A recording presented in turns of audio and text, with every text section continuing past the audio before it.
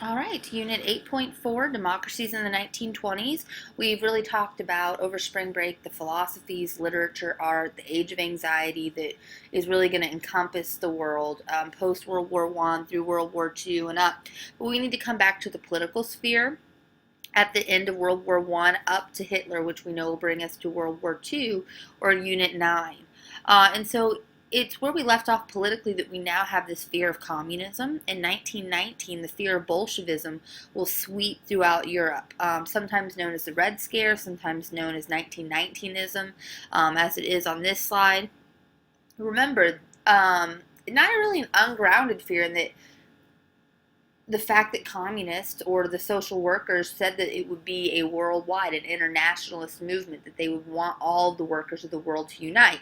So that really is stated in their goals. So not an irrational fear for the democracies that don't want communism to come there. The Civil War in Russia had raged as the Bolsheviks were defeating their numerically superior white opponents. So it also gives this sense of like this small group was able to overthrow a larger group, which is scary to some of the democracies. And communist revolutionaries had taken over Berlin for a week in January 1919, only 1.5 months after World War I. So people are like, see, it is happening. It is going to spread throughout the world. So what we're going to do now is look at each democracy and see what is happening within each country to kind of set the stage as we go into World War II next week. So when the Kaiser abdicated in Germany, when Kaiser Wilhelm abdicated on November 9th, 1918, Germany had really lost the only government it had known under unification, and now we'll have the Weimar Republic.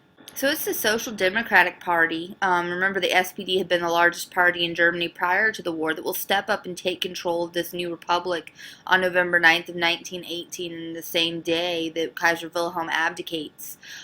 Fear of communist revolutions, this 1919ism or Red Scare throughout the country would prompt Philipp Schiemann to proclaim a republic without official consent from any other party. Remember, we have a multi-party system in Germany at this time. And so we're going to see that the Republic very early faces threats from the left and from the right. So threats from the radical or would be communist in this time period, and from the right, which would be our reactionary or our conservatives. So we're going to address the threats from the left first. Remember, the Weimar Republic is not a true democracy yet. It's a baby democracy. It's in its birth. It's just been born like in this moment, and so it's going to not have a lot of experience with the democratic traditions, and it's going to make the republic's hold on power tenuous, meaning barely holding on. So the Weimar Republic is really going to have to rely on some conservative right military groups to save it from these communist outbreaks. And we've seen before that, like with the French Republic, when you are leaning on a certain group, that gives them a lot of power in the government. It's going to hurt the Republic's prestige because they can't stand on their own 2 feet. And the government was given support by military, provided that the government maintained discipline in the army and root out Bolshevism.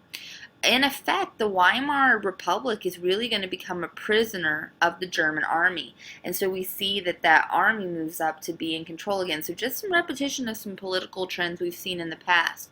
So the Free Corps is this conservative right-wing parliamentary group that formed after the war, and it will become the vanguard of anti-communist repression. These individuals will also be those that later join the Nazi Party, and so this Free Corps is going to be who the government leans on to try to fight communism.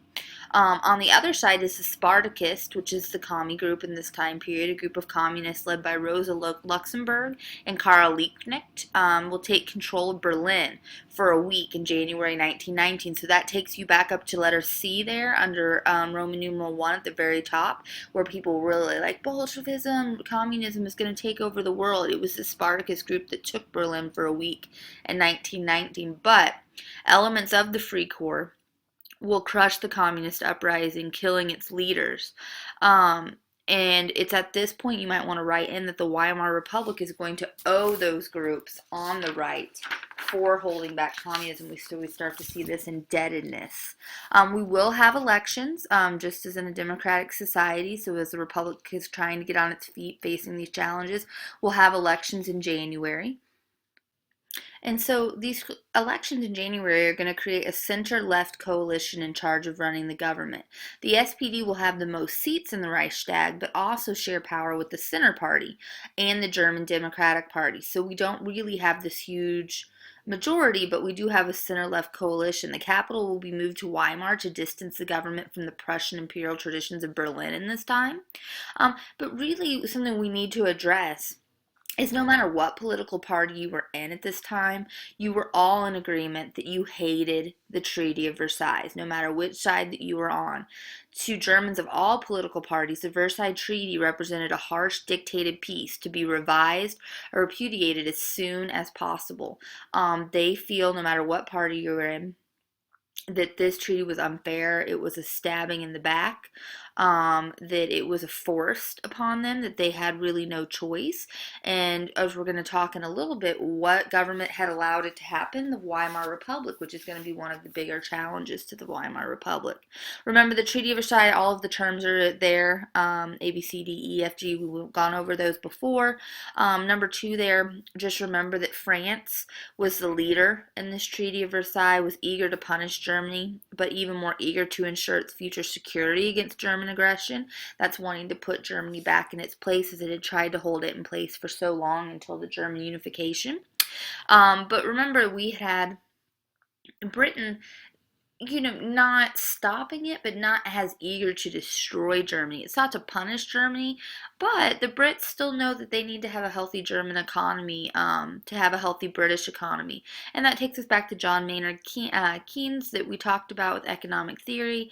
Most will become the most significant economist of the 20th century with his works preceding and talking about the Versailles Treaty and criticizing it. We'll see again Keynes with the Great Depression in this talk. But declaring its punishing of Germany would damage the European economy, which it does. It's going to happen. He is correct in that the terms are too harsh, and it will end up being a big downfall to the European and United States economy. The Weimar Republic was kind of doomed, like I said, from the start, because they were the government that allowed the stab in the back, or the Versailles Treaty. The conservatives, including influential military elements, saw the signing of the treaty as a stab in the back, or the diktat, the dictated peace, that they had no choice in it. We will, however, see a new constitution created in August of 1919. It becomes a two-house legislative body with the Reichsrat in the upper chamber, the Reichstag in the lower, elected by universal suffrage, supplied the chancellor and the cabinet. We will have a president elected for a 7-year term, and post-World War I, as we saw in many other nations, female suffrage will be granted. So there will be, even though the Weimar Republic has its weaknesses in the beginning, there will be a new constitution created. And that's going to be our transition here then from threats from the left to threats to the right. And so these are our threats by our conservatives, by our reactionaries. We have the Putsch of 1920. A putsch in German is really just like a coup d'etat, or trying to overthrow. So it's in this push that the conservative politicians and businessmen, with help from disgruntled army officers, will take control of Berlin and march and declare a new government. So just in Berlin there, they're like, we are the new government. So kind of like you saw in the French Revolution, just like we are the government that's not a true government representing the people. At the same time, right-wing conservatives will take control of Bavaria. The chancellor at this time, Chancellor Ebert, will implore workers to defend the Weimar Republic. It's at this time a general strike will result, in which no one is working, so all of the workers kind of unite and bring the country's economic activities to a halt to try to stop these threats from the right. The putsch then will collapse as a result, and the republic will be saved by this movement. Though certain conservative groups failed to take power forcefully, they will continue to gain seats in the Reichstag. So they're starting to see, although, and we'll see a gentleman who realizes you can't take the government from the outside right now in Germany, you need to take it from the inside, which is Hitler, of course. We will start to see other individuals move this way as well. The SPD will eventually withdraw from the government, leaving a fragile center-right coalition in charge. So we started with a center-left, and now we have a center-right. So the Weimar Republic so far, kind of a rocky start, but has withstood the threat from the left and now withstood the threat from the right. But this is going to bring us into the Ruhr crisis. So, if you remember, reparations is provided for in the Versailles Treaty, announced in 1921 that Germany had to pay almost $34 billion in reparations, which it could not do. Germany's economy was still weak. It could not pay for all of these reparations. And so the French and the British, who owed the United States money, which we'll talk about in a little bit, are angry with Germany for not being able to pay these, so we're going to take steps to try to force them to pay. And it is in 1923 that France, led by Raymond Poincaré, will occupy the industrial Ruhr region of Germany. This is its industrial most profitable region. This is essentially an occupation in which Germany can't defend itself against because of the Versailles Treaty. In response, the Weimar government will order the Ruhr residents to stop working and passively, because they don't have any other choice, resist French occupation of this region. Because of this passive resistance, runaway inflation is going to occur when Germany will then begin to print money to pay the reparations, because they've had this industrial area, they stopped working there, they slowed money down even more, so they just start printing more money. And as you know, when you print more money, money becomes worth, really nothing. The value of the German mark is going to go from approximately 9 marks per $1. So if a loaf of bread was $1, you would have carried 9 marks to the grocery store to get that. In 1919, it will be 9 to 1, and then 4.2 trillion marks per $1 by mid-November of 1923. So just take a minute to grasp that. 9 marks per dollar, 1919. 4.2 trillion marks per dollar in 1923, which means to buy that same loaf of bread, you would need to take a wheelbarrow with 4.2 trillion marks to the grocery store. It's just an outrageous amount of inflation. This is like hyperinflation. The problems of this, other than the obvious, are it's going to bring about a social revolution in Germany. Really, as you can see here, it was cheaper to use the money to fire your furnace, or to let children play with his blocks, or to wallpaper your walls with, than it was to keep it for anything else. But really, who it affects and the social revolution that's going to happen is, it was bad for everybody, but let's say that you're retired, or you're middle class, and let's say you're someone that retired with 1,000,000 marks.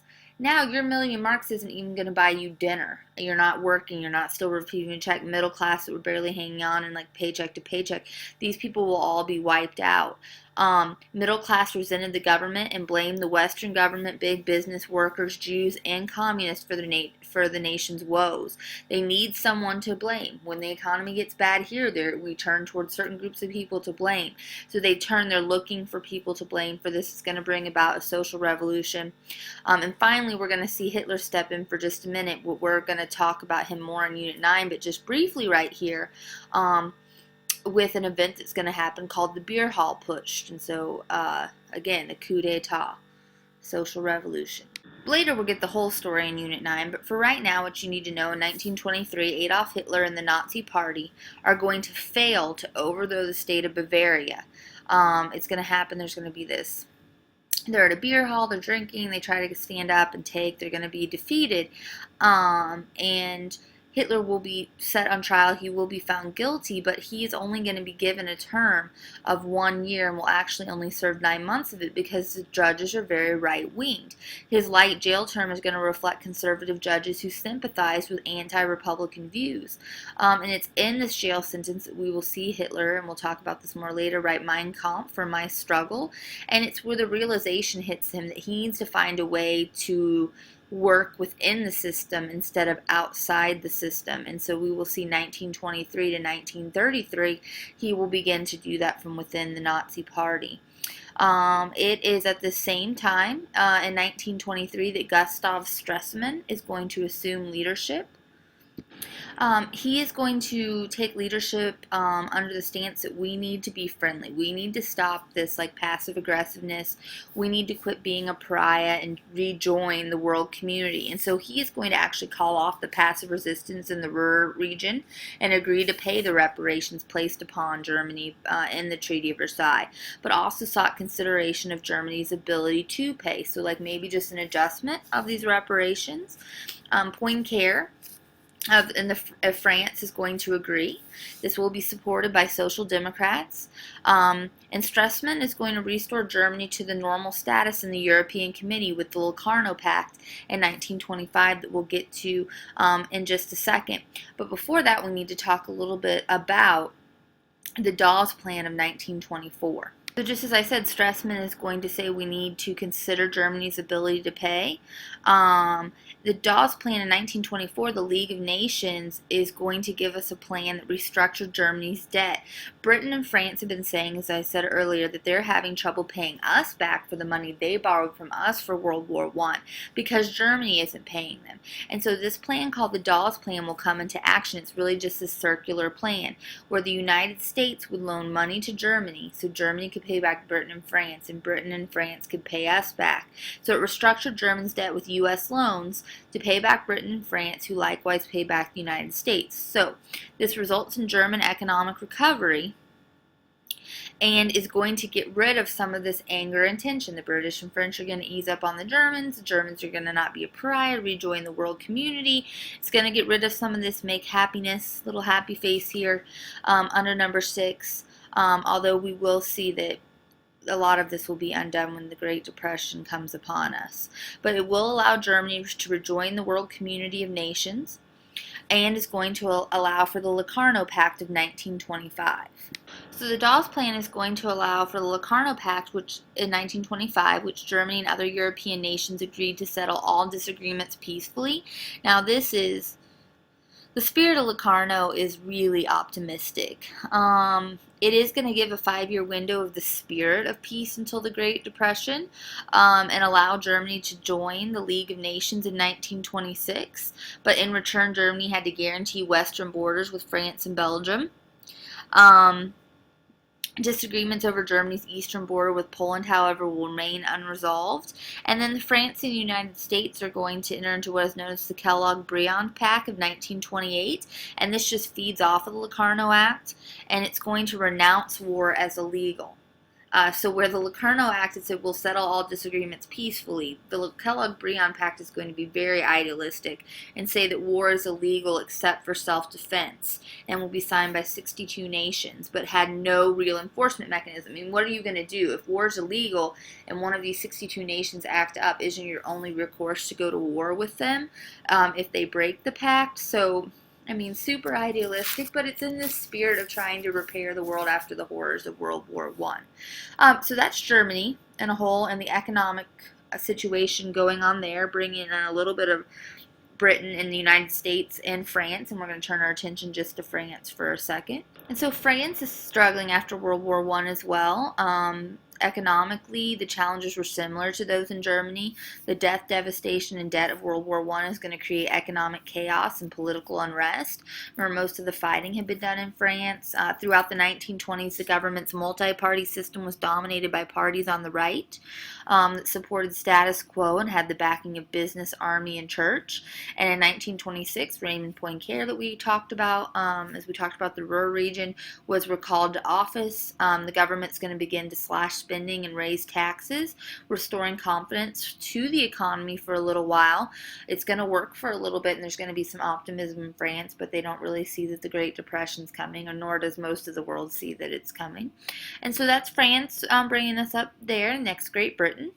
So in Great Britain, we're going to see the wartime trend towards greater social equality will actually continue, helping to maintain some social harmony.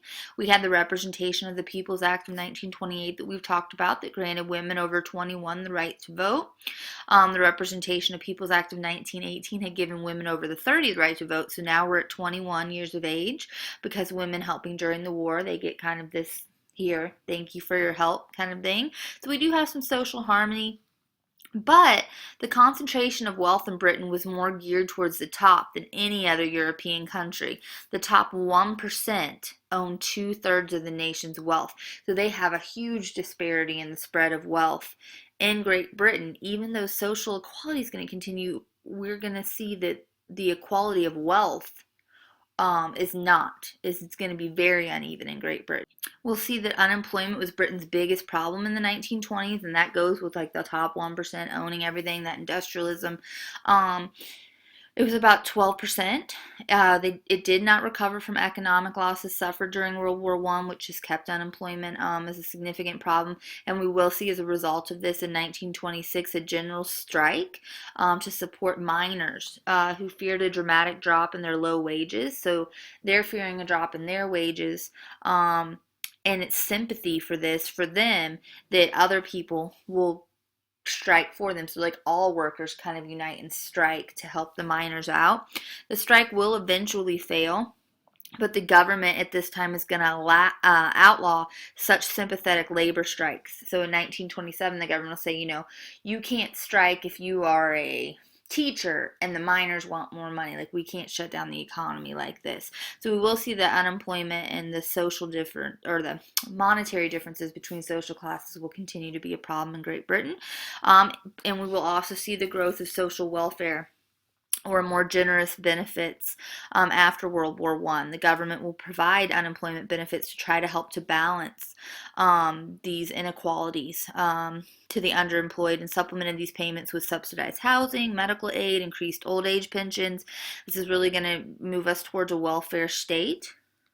It's at this time that the Labor Party will rise as a champion of the working classes and of greater social equality, and take power briefly in 1924 for 9 months, led by Ramsay MacDonald. The Labor Party will come to replace the Liberal Party as the main opposition to conservatives, who were kind of in the head of government. We will also see that, however, it's only 9 months long in this time period, and the conservatives will regain power by framing the Labor Party as pro-communist because of the workers, when it officially recognized the Soviet Union. And we'll see that things turn back then towards the conservatives. And so number 3 there, you see I didn't have a slide for it, but conservatives under Stanley Baldwin will take back power and rule Britain between 1924 and 1929, and show the same compromising spirit on social issues such as female suffrage, expanded pensions to widows, orphans, and the elderly, as we saw before this little taking over of the Labor Party.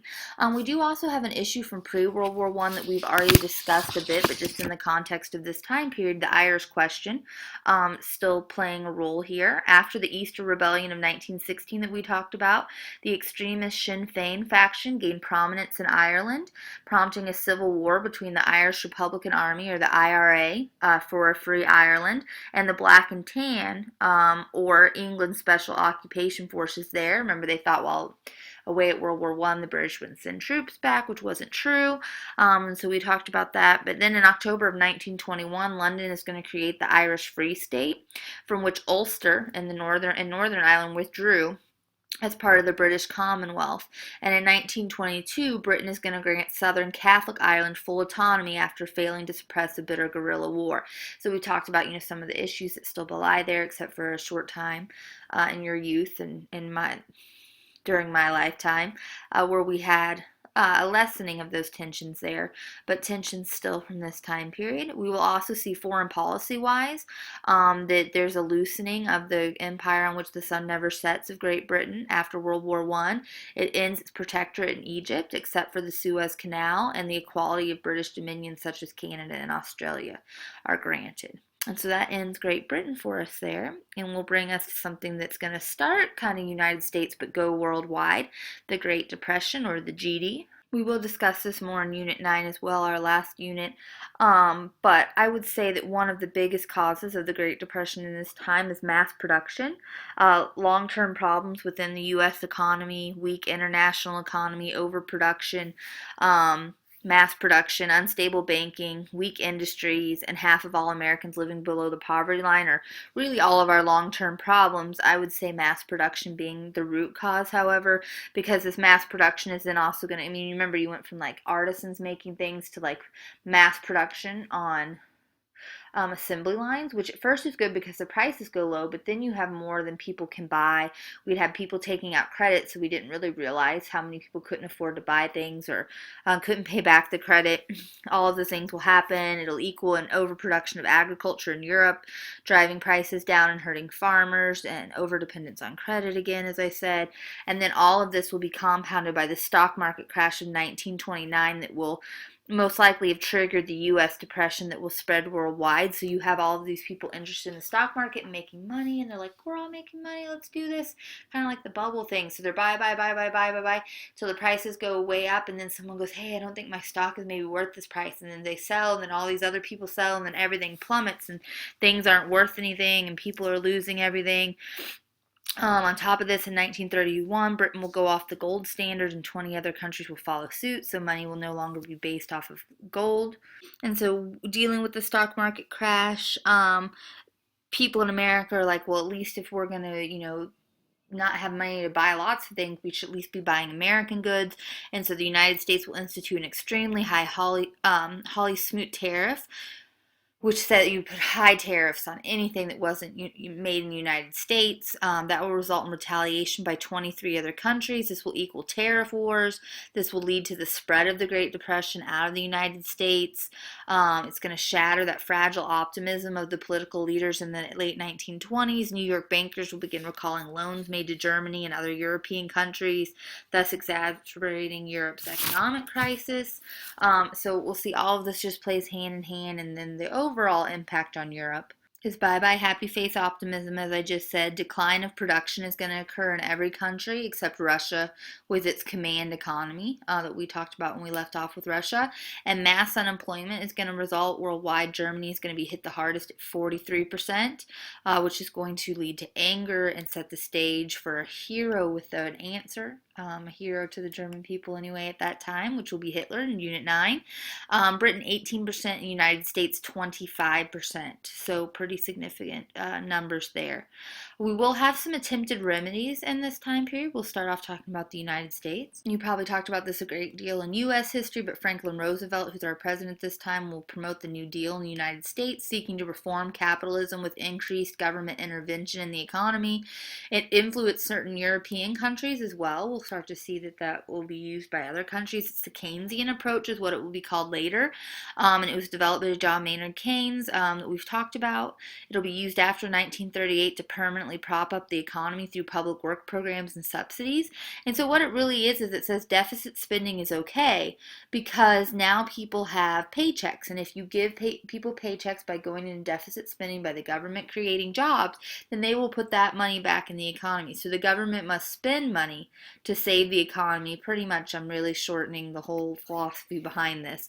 And it's kind of the middle, it's kind of the prime the pump concept. Like you have to prime the pump or pump the water through so that it works effectively later. And so that's really, and it becomes kind of a foundation here. We'll see that Scandinavia's response to the Depression, however, was the most successful under its socialist government. It was kind of called the middle way, but we will have the British also try their own recovery in this time period. The British will use a more orthodox economic theory followed after 1929 by abandoning the gold standard, reorganizing industry, increasing tariffs, reforming finances. They'll cut government spending. They'll try to find a balanced budget. Although unemployed workers receive barely enough welfare to live on, it's not going to really work that well. But the economy will recover considerably after 1932. Much better than in the 1920s. But like the United States, I mean, really we can't blame it, or not blame, but attribute all of it to the reforms, because the United States, like Britain, is going to come out permanently from the Depression due to rearmament for World War II. That's going to be the real thing, the spending on weapons during this time, not just the recovery programs. In France, we'll see the impact of the Depression didn't occur immediately because it wasn't as highly industrialized as Britain, Germany, and the United States, but the Depression will increase some class tensions and give birth to a radical right that supported government reorganization along fascist lines. So we're going to see a threat from the right as a result of this Depression. The left, or the Popular Front, is going to see this threat of fascism or right, and it's going to prompt a coalition of Republicans, socialists, communists, and radicals. The Popular Front will be led by Leon Blum. This will lead to the French New Deal, which was inspired by the U.S. New Deal. encourage union movement and launch far-reaching program of social reform, complete with paid vacations and a 40-hour work week. It will fail, however, due to high inflation and agitation from fascist and frightened conservatives in the Senate. So it's really the tension between the right and left that will halt the French New Deal. But French divisions over what action to take in the Spanish Civil War is going to effectively destroy the Popular Front in 1936, but leave France politically divided as Germany will continue its rearmament in the late 1930s. So all of these political things kind of setting the stage for where we're going as we move into World War II with Unit 9 next week.